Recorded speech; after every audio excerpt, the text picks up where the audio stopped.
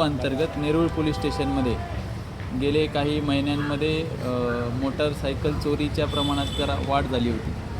त्या अनुषंगाने माननीय वरिष्ठांच्या मार्गदर्शनानुसार येथील DB टीमला आपण मोटारसायकल चोरीकडे विशेष लक्ष देण्यासाठी सांगितले होते।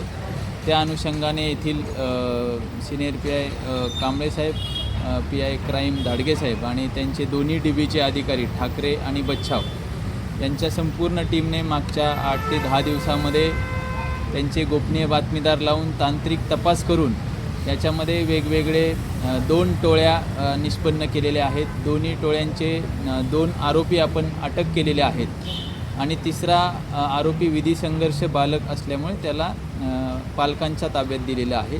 आणि अशा ह्या 2 टोळ्यांकडून आपण एकूण 16 मोटारसायकल व रिक्षा आपण रिकवर केलेले आहेत। त्यातल्या 11 मोटारसायकल आहेत आणि 5 रिक्षा आहेत। या एकूण 16 गुन्ह्यापैकी नेरूळ येथील 11 गुन्हे, कामोठे येथील 2, खारघर, कळंबोली आणि तळोजा येथील प्रत्येकी 1 गुन्हा उघडकीस आलेला आहे।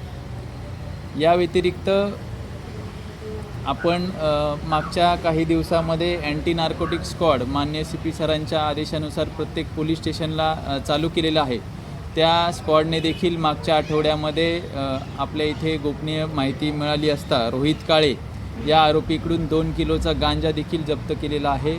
आणि 10 मार्च रोजी आपण नेरूळ पोलीस स्टेशन हद्दीमध्ये मोठं कॉम्बिंग ऑपरेशन राबवलं होतं। त्याच्यामध्ये जवळपास 100 पोलीस अधिकारी अंमलदार या कॉम्बिंगकरिता कार्यरत होते। त्याच्यामध्ये देखील आपण एकूण जवळपास 22 आरोपींवर 19 गुन्हे दाखल केलेले आहेत। त्याच्यामध्ये गुटखा विक्री असेल, अवैध दारू विक्री असेल, त्याच्यानंतर NDPS कन्झम्पशन असेल किंवा आर्म ॲक्ट असेल, अशा वेगवेगळ्या कायद्यांतर्गत आपण 22 गुन्हे दाखल केलेले आहेत। तसेच 50 व्हेकलवर मोटार वाहन कायद्याअंतर्गत कारवाई देखील केलेली आहे।